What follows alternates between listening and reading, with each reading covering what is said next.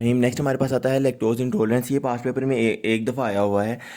इसका सिनेरियो इस तरह का होता है कि एक छोटा बच्चा होता है, जब भी उसको हम कभी दूध वाली चीज़ें देते हैं तो उसकी वजह से उसको डायरिया स्टार्ट हो जाता है, और उसके अलावा उसको क्रैम्पी एब्डोमिनल पेन मिल रही होती है, एब्डोमिनल डिस्टेंशन होती है, और एक्सेसिव फ्लैटुलेंस होती है।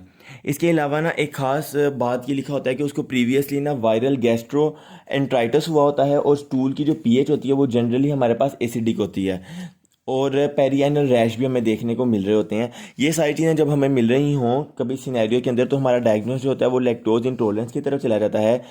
लैक्टोज इंटॉलरेंस हमारे पास दो तरह की होती है। एक हमारे पास कॉन्जेनिटल लैक्टेज डेफिशिएंसी होती है, और एक हमारे पास सेकेंडरी लैक्टोज इंटॉलरेंस होती है।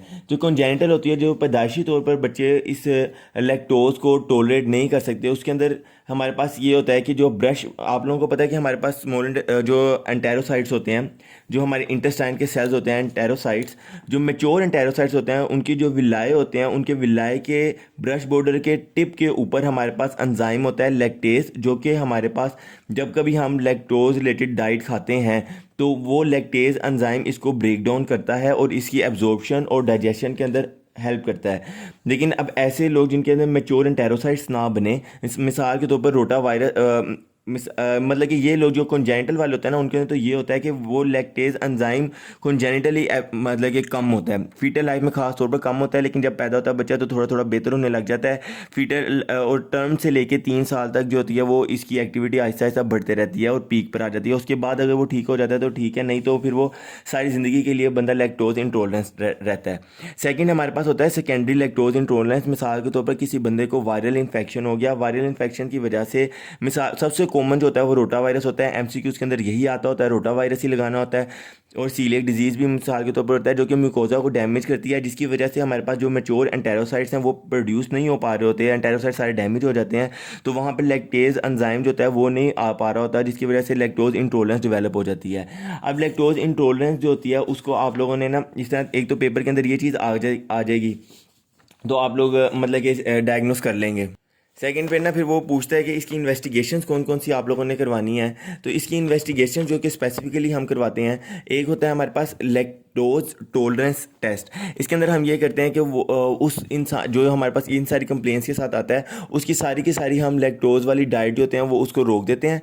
जब लैक्टोज वाली डाइट रोक देते हैं तो उसके बाद चेक करते हैं कि उसके जो सिम्टम्स हैं, मिसाल के तौर पर क्रैम्पी एब्डोमिनल पेन हो रही थी, या फिर फ्लैटुलेंस हो रही थी, एब्डोमिनल डिस्टेंशन वगैरह जो भी मिल रही थी, या पेरियनल रैश से एसिडिक पीएच आ रही थी, वो सारा कुछ खत्म हो जाता है, तो हमें पता चल जाता है कि ये बंदा लैक्टोज इंटॉलरेंट था। इसको हम बोलते हैं लैक्टोज टॉलरेंस टेस्ट करवाते हैं। इसके अलावा हम एज टू ब्रेस्ट टेस्ट करवाते हैं।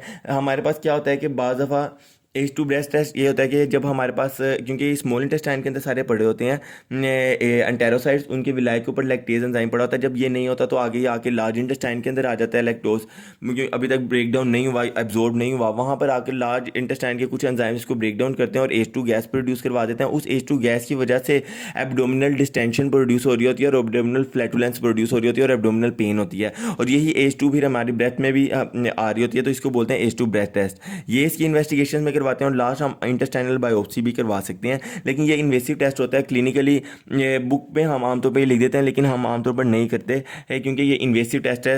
ये किसी छोटे बंदे के अंदर ऐसे ट्यूब डाल के इंटेस्टाइनल बायोप्सी करवाना इतना फिजिएबल नहीं होता। उसके अलावा ट्रीटमेंट की बात की जाए तो आप लोगों ने ये 6 बातें लाजमन याद रखनी है। पहली बात ये कि आप लोगों ने लैक्टोज फ्री डाइट देनी है। लैक्टोज फ्री मतलब कि ऐसे लैक्टोज फ्री डाइट देंगे, लैक्टोज हो ही ना, और अगर देना है तो आप लोगों ने अब लैक्टोज फ्री फार्मूला मिल्क आ गए हुए हैं वो दे सकते हैं। इसके अलावा आप लोग ऐसे डेयरी प्रोडक्ट्स दे सकते हैं जिसके अंदर लैक्टेज एंजाइम होता है, ताकि वो लैक्टोज की ब्रेक डाउन कर सके, ठीक है। तो addition of lactase enzymes in prepared dairy products दे सकते हैं। इसके अलावा कैल्शियम सप्लीमेंटेशन इंपॉर्टेंट है। इसके अलावा योगर्ट आप लोग दें, क्योंकि योगर्ट के अंदर हमारे पास लैक्टेज एंजाइम होता है जो कि हमारी मदद कर रहा होता है बाद में जाके, तो इसलिए योगर्ट देना बहुत अच्छा है, योगर्ट देनी चाहिए। इसके अलावा हार्ड चीज़ दी जा सकती है। तो आप लोगों ने ये 6 चीज़ें करनी है।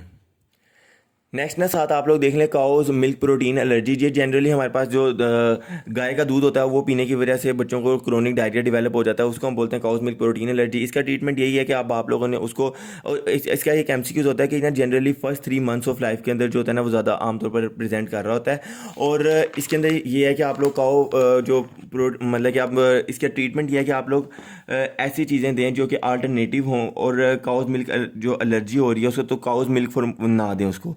आप लोग फिर अल्टरनेटिव में क्या दे सकते हैं, तीन फार्मूलाज दे सकते हैं, इनके नाम सिर्फ याद कर लें बहुत है। सोए प्रोटीन फार्मूला दे सकते हैं, एक्सटेंसिवली हाइड्रोलाइज फार्मूला दे सकते हैं। इससे मुराद ये है कि जो काऊ के जो गाय का दूध होता है उसके अंदर जो प्रोटीन्स होती हैं हम पहले से उसके अंदर ऐसे एंजाइम्स ऐड कर देते हैं जो कि उन प्रोटीन की ब्रेक डाउन कर देती हैं, जिसकी वजह से बच्चे के अंदर जाके आगे एलर्जी हो रही होती है।